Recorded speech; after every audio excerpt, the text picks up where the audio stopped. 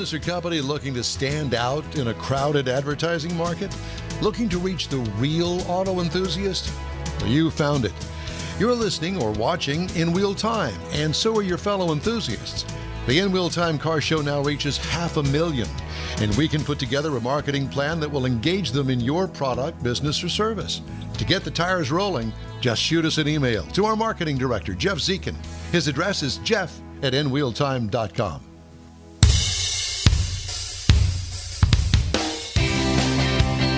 There clearly has been a little, what do they call it, a shuffle change.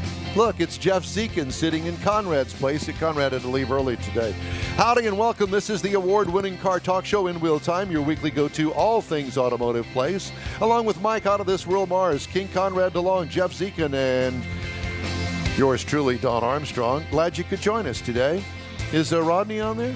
Rodney is here. Oh, all right. Well, we're going to get to him in just a second. It's a beautiful day here in the neighborhood. What are you all doing? Never mind. When we're ready. Are you ready? When we get ready to go to Rodney, I'll get it. All right. It's different because, we've got everybody doing their own thing. Mars works the Zoom. Jeff works. Hit the Zoom. Jeff works the switcher. And I just caught up with Jeff and understood what he was wanting me to do. Yeah. So at any rate, with all that beside the point, I want to talk to who I've been dying to bring on the show, Rodney Rodrigues. He's the announcer out of Houston Motorsports Park. He also runs a race car show called Russ, or the Revved Up Sports Show, and he's out of San Antonio or Austin. Where are you? Round Rock, north of Austin. Round Rock. Oh, well, yeah. I leave it to me to get it wrong. Central Texas. It's all the same. It's a 35 corridor. It's all joined together. You can't tell where it starts or stops. You're all good. Rodney, it's good to see you, my friend. How are you? Good to see you guys, man. Beautiful Saturday, taking it day by day. It's what we do these days, isn't it? It is. That's it. So I want to get a little background on you, Rodney. I didn't know you before our get together at Houston Motorsports Park when there's a race out there, and you do such a great job as the announcer out there on the PA, and it's fun working with this guy too.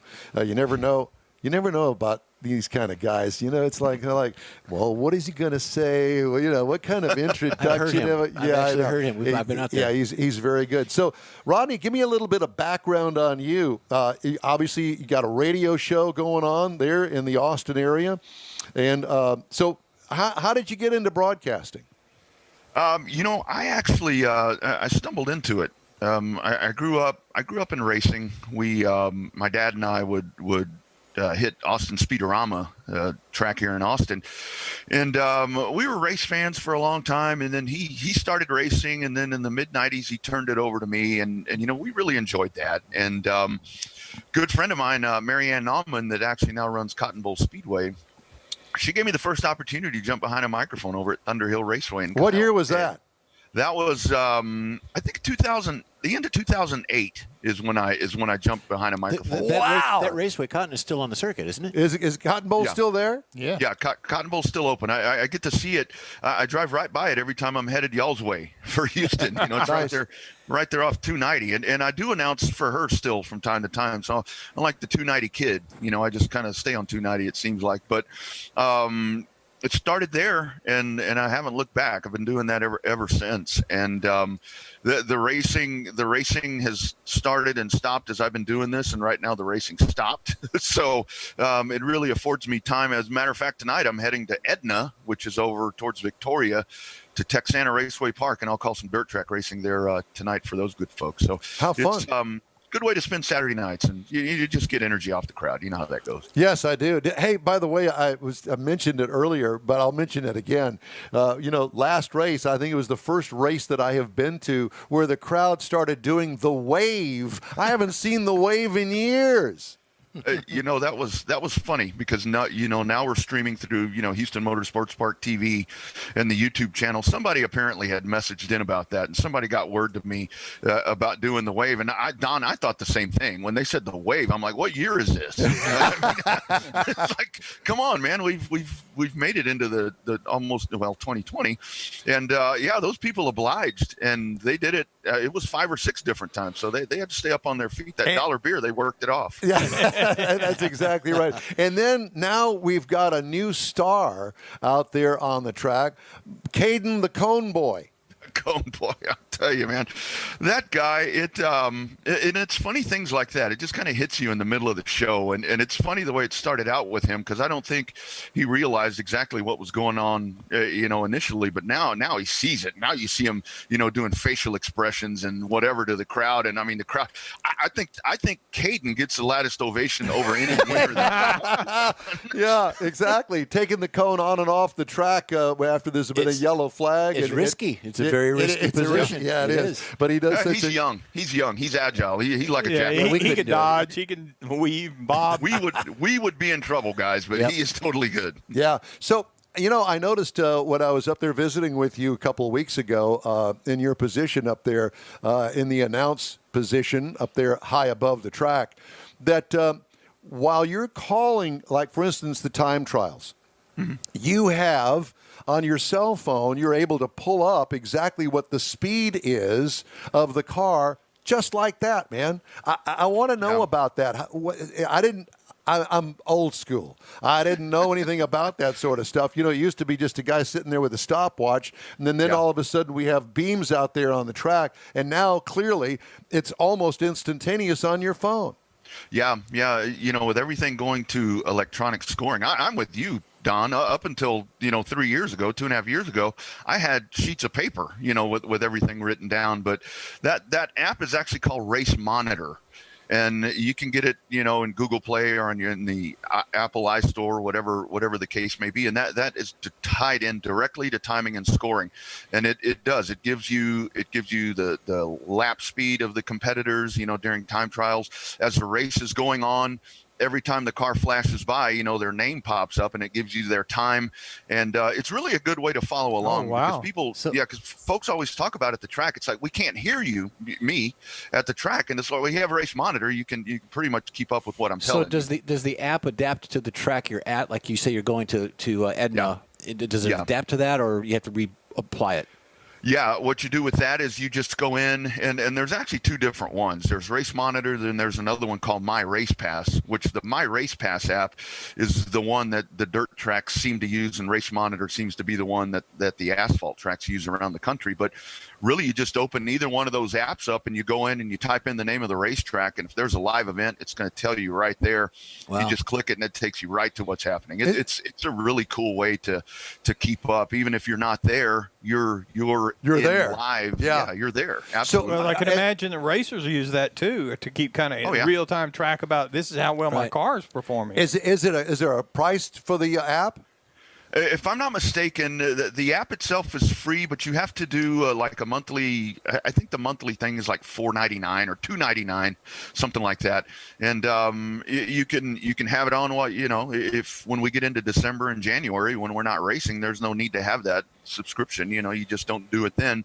But it's super simple and it makes it really cool. I mean, and that just shows how the sport has progressed, because it was, and we still have a guy named Steve Young from San Antonio that comes in and manually scores the races, on paper the way we're accustomed to that. But with all that electronic, and it makes disputes and questions and restarts, especially, makes it a heck of a lot easier than it used to be. So recording the scoring and timing, is that like baseball box scores? They do it that way, or yeah, absolutely, yeah, same thing. You get the results at the end of the night and everything. I mean, it's so easy to calculate points.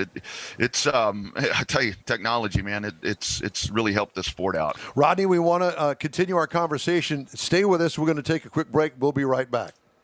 When might you be buzzed? When you suddenly love everything. You guys, I love this song. I love these nachos. I love our kickball league. Ugh! I love this guy. What's your name? You know what I love? a ride when it's time to head out. If you see a buzzed warning sign, call for a ride when it's time to go home. Buzz driving is drunk driving. A message from NHTSA and the Ad Council. I love your car. Is this real leather? A social distancing tip.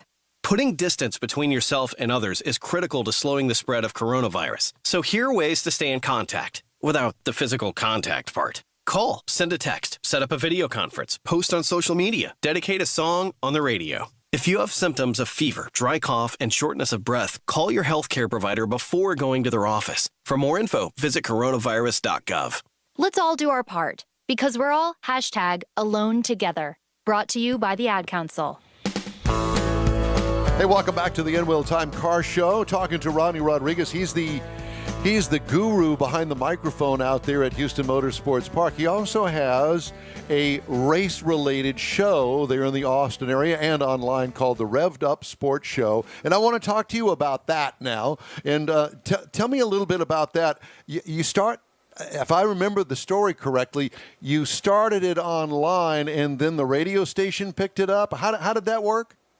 Yeah, it started out, we were just doing a pretty simple audio stream, a few years back. And then one day, for some reason, actually, I'll be real honest with you, I drank a couple of beers before we were doing the show, and I turned on Facebook Live, and we found a whole new element to this thing. Maybe that's what we should do. That's what we should do. You do your best thinking there. Yeah. but I was fortunate that I do some work for the Genuine Austin Radio, which is a local conglomerate of radio stations here in the Austin area, which is the Horn, all sports, the Longhorn station, Coke FM, which is, classic country, Texas country, and then 105.3 The Bat.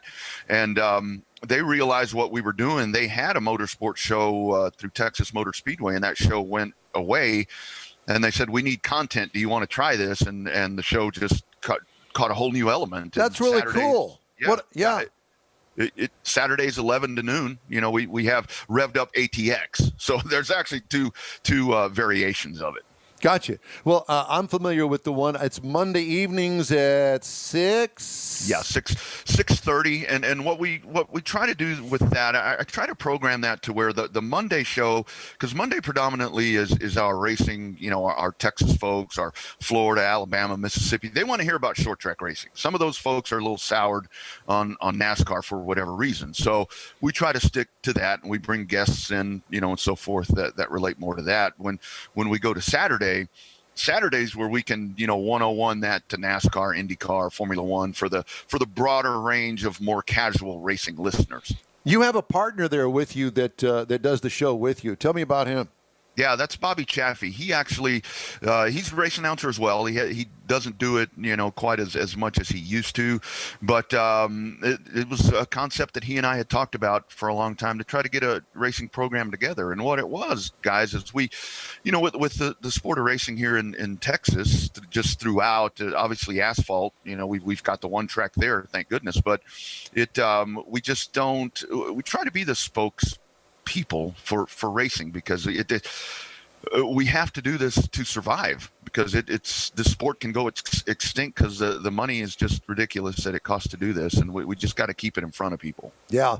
Well, that the Saturday show, both of your shows, and you yourself, very talented, and we really appreciate the racing shows, because I'll tell you, back in the day, there were no racing shows, local racing shows like this, and we think that there's a need. We think that there's a want for it as well.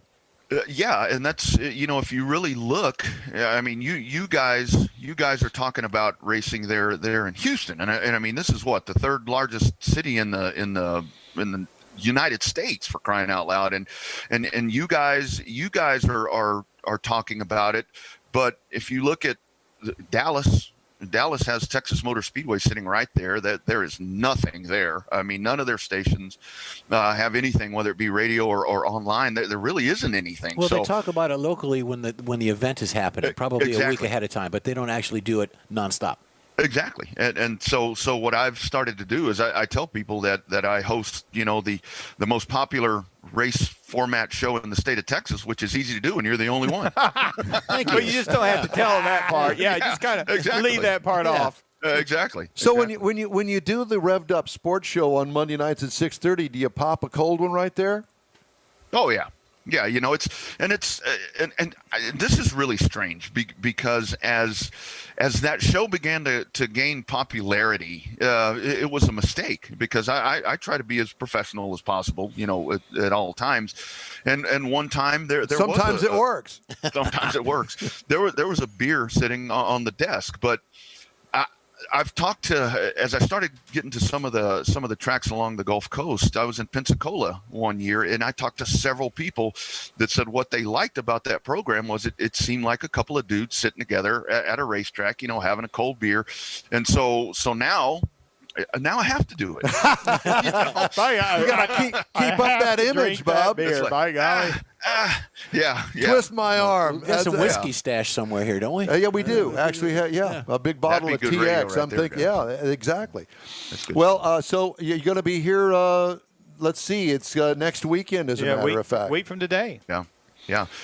Boobs Rock 2020, and that's just obviously Breast Cancer Awareness Month, so that's one where that affects so many people, and to acknowledge that and to be able to incorporate that into the program that we're going to have out at the track, that's really something special. There's a lot of folks within the racing community, obviously, that have been affected with breast cancer. So to be able to just have some sort of impact with that and race for those folks, we'll do some special things there.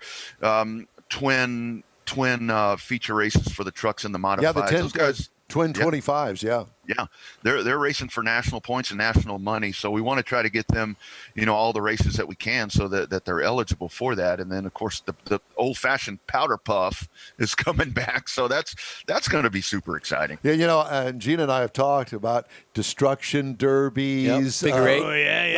Figure eight is fun. It'd be kind of difficult at that track to do a figure eight, but I mean, hey, nothing's impossible, and Gina's pretty much game for any of that sort of stuff. And when she told me boobs rock, I thought that is absolutely brilliant. That we get the powder puff out there, breast cancer awareness. It just makes sense to me. Are you racing in the powder puff? I'm not racing this time in the powder puff. I think that's coming up maybe next year. Yeah. He's got to work his way up to the powder I puff. think what they need to do is they need to have an announcer race. What do you think, Rodney? They used to do that at one of the dirt tracks up north. They would do that, and they actually invited me to go do that. But at the time, I was actually competing full time, because for the longest time in Kyle, what I would do is I would announce, and then I'd run off and go race and come back and finish the night. So kind of like your pace car driver. That's exactly right. Multitasking, just like that guy does. That guy. Except I never got to drive, cars quite as cool as that.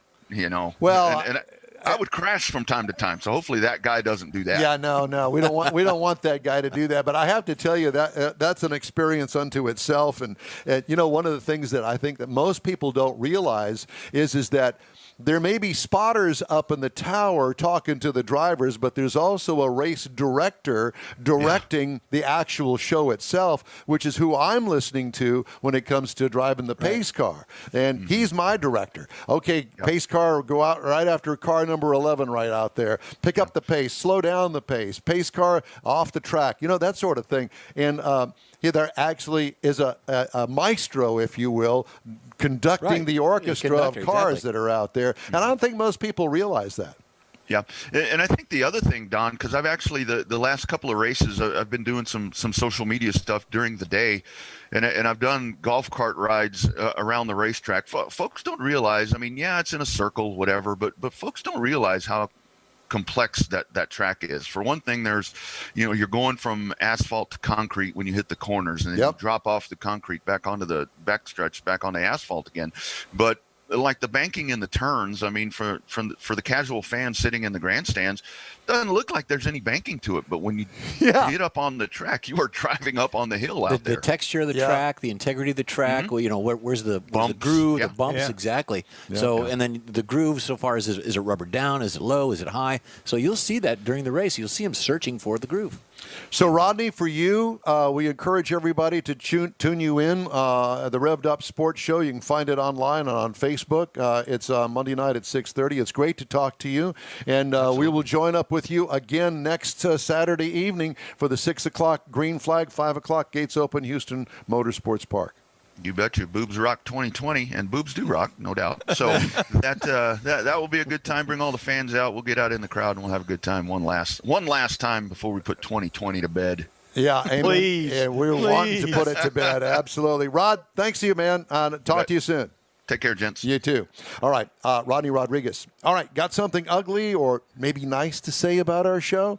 Well, we want to hear it. All you have to do is shoot us an email. The address is info@inwheeltime.com. A splash and go, and we will be back with a little feature for you that we've got right after this. GTG, BRB, OMW, be there in a few. You may think that these kinds of texts are fine because of their length, and you can easily send them at a stoplight. But no, answering one text can take your attention away from the road for 5 seconds. And traveling at 55 miles an hour, that's enough time to travel the length of a football field. Make good decisions. Don't text and drive. Visit StopTextStopWrecks.org. A message brought to you by the National Highway Traffic Safety Administration, Project Yellow Light, Noise, and the Ad Council. Texas Truck Works is your go-to truck customizer. From mild to wild lift kits, custom wheels, and steering and handling enhancements to the best personal and commercial wraps, Texas Truck Works delivers.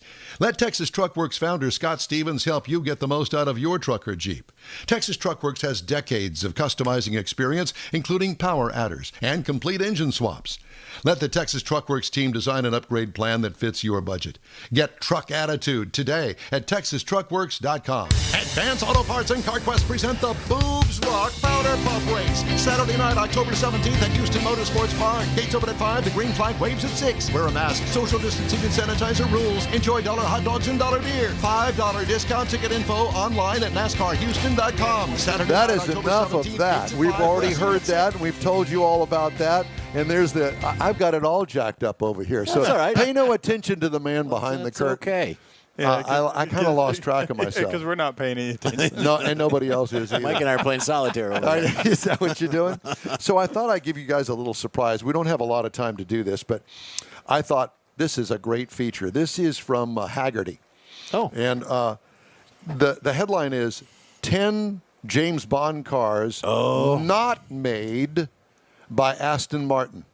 Are you ready? Really? Yeah. I 10 didn't know Bond there was 10. Now, these 10 that he drove or 10 in the movie? No, in the movie. All right. In the movie. I got one. Sunbeam Alpine. Sure. Remember that car? Yep. That was in Dr. No. Okay. Yeah. The little white convertible. Mm-hmm. Uh-huh. How about the Triumph Stag? Triumph, yeah, I don't know the Stag make. Diamonds Are Forever. Also known with the Ford Mustang Mach 1 in that, right? How about the Chevy Bel Air in Live and Let Die? That was Yeah, okay. I don't There's know a classic What he checkered cab Bond hires to tail Goldfinger. Mr. Big Cheesy. What's the one in Goldfinger?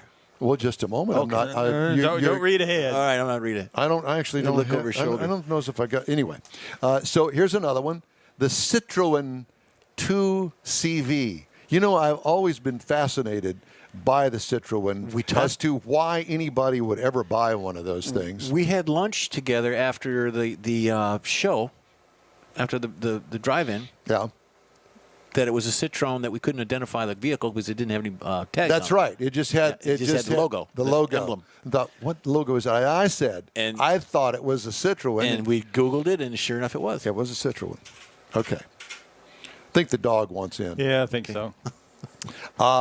So that was your eyes only. Okay. How about the Alfa Romeo GT V6? Octopussy. Okay. Mercedes 250 SE, another Octopussy car. The 1937 Bentley 4.5 liter. That's Goldfinger. Thunderball. Oh. Yeah.